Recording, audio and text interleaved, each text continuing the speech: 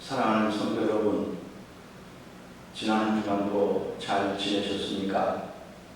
이전보다 확진자 수가 더 증가되고 있어 우려스럽겠습니다만 늘 말씀드리듯이 우리 스스로가 사회적 거리두기와 마스크 쓰기 등 수칙을 잘 준수만 한다면 코로나19를 분명 극복할 수 있을 것이며 조만간에 진정 국면에 이르지 않을까 이렇게 생각되어집니다. 현재로서는 정부의 권고에 따라 지난주와 금주까지는 비대면의 일환으로 가정에서 예배 드릴 수 있도록 우편으로 발송하였고, 또한 설교 동영상 역시 유튜브와 교회 홈페이지에서 보실 수 있도록 했습니다.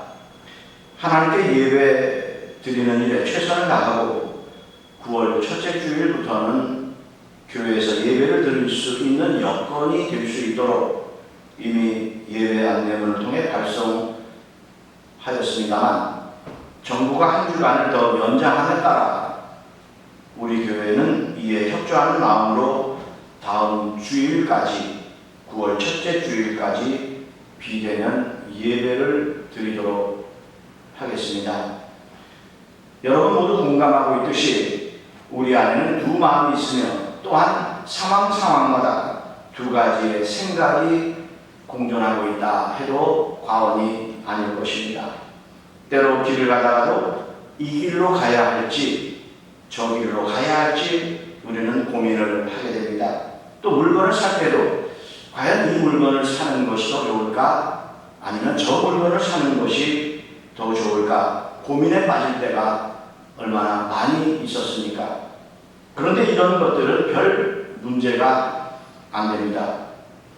길을 가는데 이 길로 가면 어떻고 저 길로 가면 어떻겠습니까? 물건을 살 때도 이 물건을 사든지 저 물건을 사든지 그리 큰 문제는 없다 이렇게 생각되어집니다. 그러나 정말 문제가 되는 것은 오늘 본문에서도 우리에게 말씀해주고 있듯이 우리 안에 있는 악의 마음과 선의 마음입니다. 육신의 마음과 성령의 마음입니다. 율법의 마음과 복음의 마음입니다. 사도 바울 역시 자신 안에 두 가지의 마음이 있다 이렇게 고백하고 있습니다. 19절 말씀을 보십시오. 내가 원하는 바 선을 행하지 아니하고 도리어 원하지 아니하는 바 악을 행하는도다 그랬습니다. 그리고 이어 21절 말씀에도 그러므로 내가 한 법을 깨달았노니 곧 선을 행하기 원하는 나에게 악이 함께 있는 것이로다. 그렇습니다. 우리 안에도 사도 바울이 고백했던 것처럼 두 마음이 있습니다. 하나는 육신의 마음이고 또 하나는 내 안에 계신 하나님의 마음입니다. 이 두 마음이 항상 공존하고 있기에 때로 이 두 마음이 충돌하여 갈등을 일으킵니다. 그래서 괴로울 때가 있다라는 말입니다. 사도 바울도 이 두 마음이 충돌하여 갈등을 일으켜 얼마나 괴로운지 또 두 마음 중에 악을 따라가는 자신의 모습을 보면서 이렇게 고백했습니다. 23절, 24절 말씀을 보시면 내 지체 속에서 한 다른 법이 내 마음의 법과 싸워 내 지체 속에 있는 죄의 법으로 나를 사로잡는 것을 보는도다. 오라 나는 곤고한 사람이로다. 이 사망의 몸에서 누가 나를 건져내랴 라고 말입니다.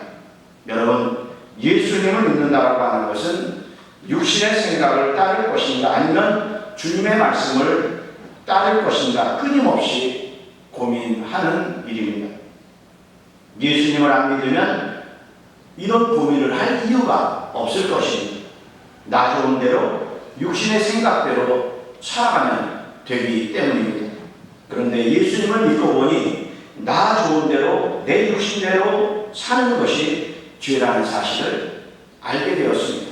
그렇게 살면 안 된다는 사실 또한 우리는 알게 되었습니다. 하지만 그럼에도 불구하고 우리는 예수님을 믿는다 말을 하면서도 여전히 내 육신의 생각대로 살아가고 있다라는 말입니다. 그래서 여기서 바로 충돌이 오는 것입니다. 15절에 보면 사도 바울이 내가 행하는 것을 내가 알지 못하나니 곧 내가 원하는 것을 행하지 아니하고 도리어 미워하는 것을 행함이라 이렇게 고백했습니다. 그런데 우리도 그렇다는 게 문제입니다. 원하는 선을 행하지 아니하고 자꾸 악을 행하고 있습니다. 마음에는 선을 행해야지 하면서도 자꾸 악을 행하고 있으니 문제가 아닐 수 없다라고 하는 것입니다. 그런데 여러분, 이것이 문제다라고 하는 사실을 아는 사람은 그래도 희망이 있는 사람입니다. 이것이 문제인 줄 알면 그 문제를 해결하려고 노력할 수 있기 때문입니다. 하지만 이것이 문제인 줄도 모르면 그 문제를 해결하려고 하는 마음조차도 없을 것입니다. 이런 사람들을 보며 이사야 선지자는 이렇게 탄식했습니다. 이사야 1장 2절로 3절의 말씀입니다. 여호와께서 말씀하시기를 내가 자식을 양육하였거늘 그들이 나를 거역하였도다. 소는 그 인자를 알고 나귀는 그 주인의 구유를 알건만은 이스라엘은 알지 못하고 나의 백성은 깨닫지 못하는도다 라고 말입니다. 이사야 시대 사람들이 그랬듯이 지금도 많은 사람들이 이 소리를 듣지 못하고 있습니다. 아니 들어 실천하려고 하는 노력을 하지 않습니다. 왜 그렇습니까? 자기 생각이 너무나 강하기 때문입니다. 그래서 저는 오늘 우리가 가지고 있는 두 가지의 이 마음을 살펴보면서 우리가 가져야 할 마음이 어떤 마음인지 함께 교훈을 받고 그대로 실천해 나가는 우리 모두가 다 될 수 있기를 주님의 이름으로 축원합니다. 첫째는 육신의 마음부터 살펴보도록 하겠습니다. 이 육신의 마음을 쉽게 표현하면 환경이 좋아진다면 모든 것이 다 좋다 이렇게 생각하는 경향이 있습니다. 그래서 자신이 좋다고 생각하는 일들은 모두 다 합니다. 자기 좋은 대로 살면 행복해질 것이다 라고 하는 생각이 지배적이기 때문입니다. 한 여론 기관에서 설문조사를 해보았답니다. 제목은 당신에게 어떤 문제만 해결된다면 행복해질 것인가 라는 내용입니다. 여러분도 한번 생각해 보시기 바랍니다.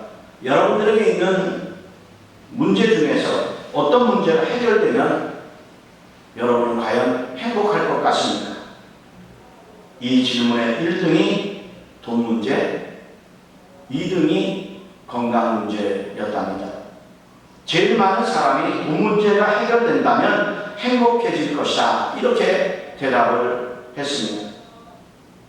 아마 우리 가운데도 이 대답은 별로 다르지 않을 것이다 이렇게 생각되어집니다.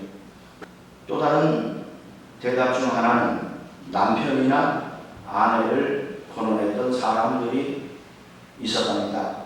그중 대표적인 것은 남편이 좀 바뀌었으면 좋겠다 이렇게 말을 합니다. 돈도 많이 벌어오고 다정다감하며 가정적이었으면 좋겠다는 겁니다. 그러면 문제가 없다 이렇게 말하고 있습니다. 여기서 보듯이 사람들은 이러한 문제만 해결되면 자신이 행복할 것이다 이렇게 생각하고 있습니다만 여러분 과연 그러겠습니까? 요한복음 9장을 보면 날 때부터 맹인이 되어 구걸하던 사람이 있었습니다. 이 사람은 부모도 있습니다. 부모가 어떤 직업을 가졌는지 구체적으로 알 수는 없지만 아들은 구걸을 하면서 하루하루 살아갑니다. 그럼 여기서 한번 우리가 생각해 보십시오. 이 집안의 최고의 소망은 여러분 무엇이겠습니까? 아들이 눈을 뜨는 것일 것입니다. 눈만 뜨면 돈도 벌고 행복할 것이다 이렇게 분명 생각했을 것입니다.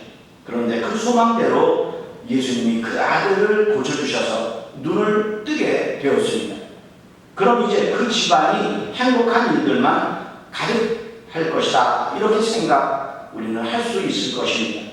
하지만 예수님이 그 맹인을 고쳐준 날이 안식일이라고 바리새인들이 시비를 겁니다. 심지어 그들은 그 아들이 진짜 맹인이었느냐고 예수와 함께 자고 거짓말하는 것 아니냐고 말합니다. 이 일로 예수를 믿으면 유대교에서 아예 출교를 시켜버리겠다, 이렇게 위협까지 하고 있습니다. 그러자 그 부모는 그 출교가 두려워서 이렇게 말합니다. 요한복음 9장 20절로 22절에 보니까 이 사람이 우리 아들인 것과 맹인으로 난 것은 알지만 그러나 지금 어떻게 해서 보는지 또는 누가 그 눈을 뜨게 하였는지 우리는 알지 못하나이다 라고 하면서 그 문제는 아들에게 직접 물어보라, 이렇게 떠넘겨 버리는 모습을 볼 수 있습니다. 어떻게 보면 자신들의 그 문제가 해결되었음에도 불구하고 오히려 그 일로 인해서 부모와 자식 간에 갈라질 수도 있는 그런 상황이 지금 벌어졌다라는 것입니다. 여러분, 돈만 있으면 정말 모든 것이 괜찮다라고 생각되십니까? 돈이 생기면 다른 문제가 생기게 되어 있습니다. 건강해지면, 남편만 달라지면, 아이들만 달라지면 괜찮다라고 생각이 되십니까? 이 모두 우리 육신의 생각에 불과하다라고 하는 것입니다. 우리는 거기까지밖에 생각을 못합니다. 로마서 1장 21절 23절을 보면 육신의 생각은 그저 그 생각이 허망하며 미련한 마음이 어두워졌나니 스스로 지혜에 있다 하나 어리석게 되어 썩어지지 아니하는 하나님의 영광을 썩어질 사람과 새와 짐승과 기어다니는 동물 모양의 우상으로 바꾸었느니라, 이렇게 말씀하고 있습니다. 하나님을 알지 못하는 사람, 하나님을 안다고 말은 하지만 그 하나님을 인정하지 아니하는 사람은 다 이렇다, 이렇게 성경은 분명히 말씀하고 있습니다. 사랑하는 성도 여러분, 많은 사람들이 환경이 좋으면 다 좋아질 것이라고 말하지만 정말 중요한 것은 환경이 아닌 사람이라고 하는 사실을 여러분 명심하시기 바랍니다. 환경이 바뀐다고 부정적인 사람이 어찌 긍정적인 사람이 될 수 있겠습니까? 원망을 일삼으며 늘 남을 비판하고 비방하는 사람이 어찌 그러한 것들을 고칠 수 있겠습니까? 매사에 폭력적인 사람도 마찬가지입니다. 죄인은 육신의 생각으로 사는 사람은 그 좋아진 환경을 오히려 도구로 사용하여 더 큰 악을 도모하게 되어 있다라고 하는 사실을 우리는 결코 간과해서는 안 될 것입니다. 누가복음 16장을 보십시오. 부자가 자기의 것을 가지고 매일 잔치를 합니다. 집 앞에 있는 거지가 죽어가든지 말든지 자기만 좋으면 그만입니다. 자기 욕심과 자기 이기심만 치우면 그만이라고 하는 말입니다. 자기 것 가지고 자기가 잔치하는데 무엇이 문제냐고 많은 사람들은 이야기하고 있습니다.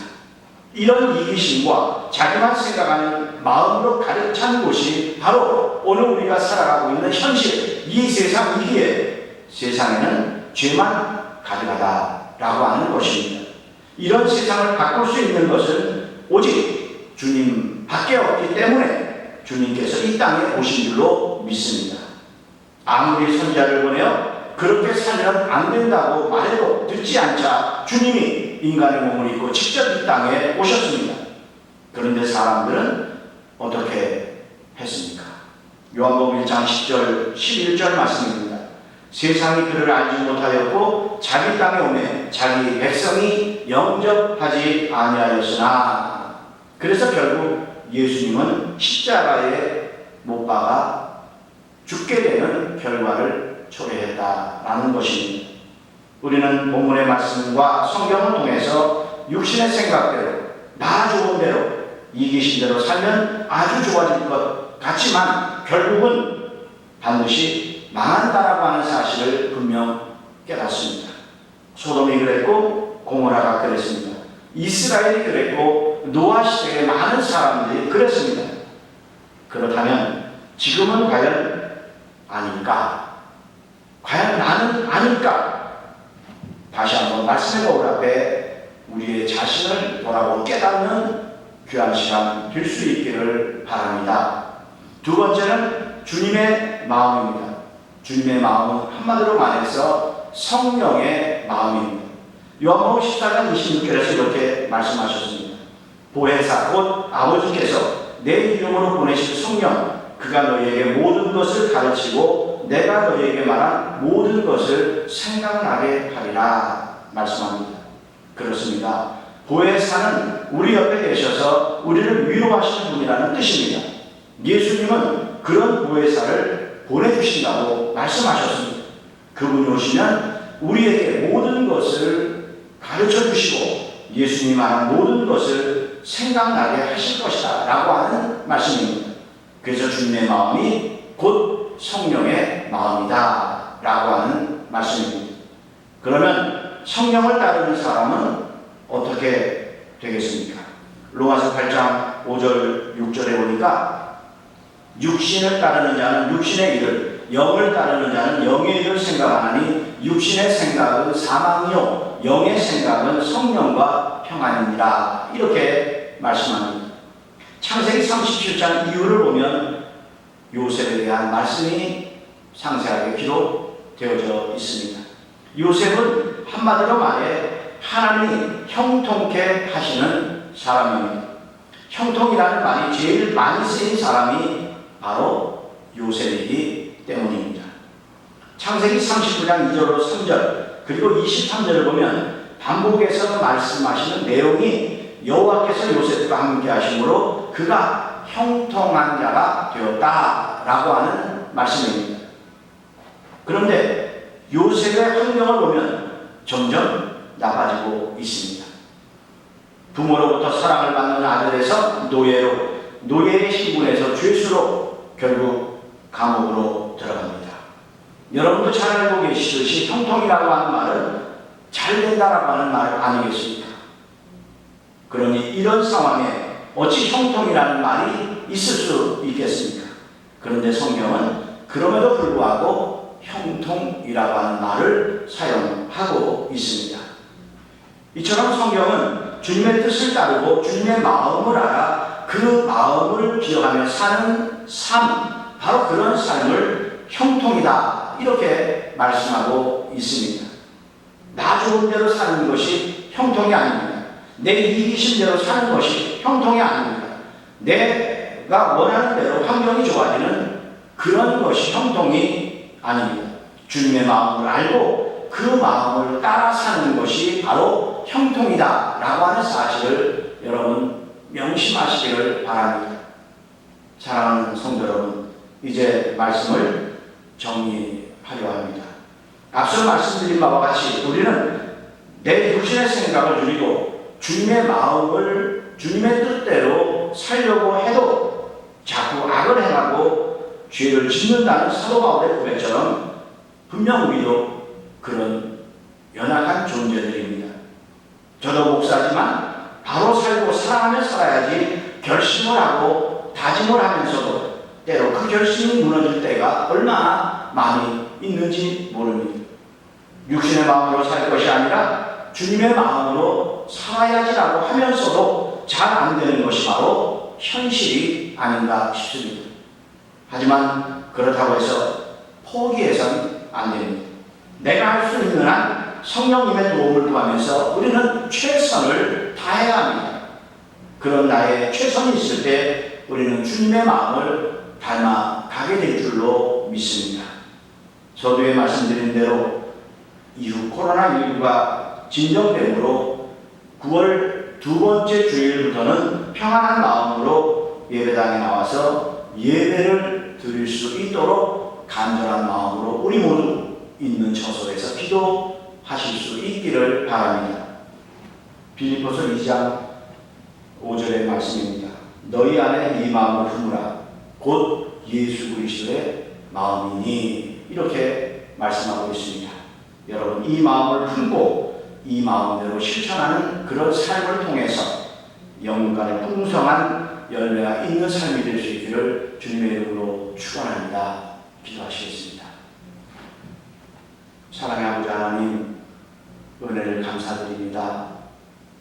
오늘도 사랑하는 성도들 간에 서로 얼굴을 보지는 못하고 각 처소에서 비대면으로 예배를 드리고 있지만 사랑하는 성도들의 삶을 인도하시고 주관하셔서 건강한 모습으로 하나님을 예배하게 되는 줄로 믿습니다. 이 나라와 이 민족이 또 전 세계적으로 코로나19로 인해서 너무나도 많은 어려움을 겪고 있습니다. 우리 사랑하는 성도들도 삶의 현장에서 많은 어려움을 겪고 있을 터인데 하나님 꼭 긍휼히 여겨주셔서 그 어려움을 잘 극복하게 하시고 하나님의 은혜 가운데 회복의 은총도 허락하여 주옵소서. 모든 것 주님께 의탁하며 사랑이 많으신 예수님의 이름으로 간절히 기도드리옵나이다.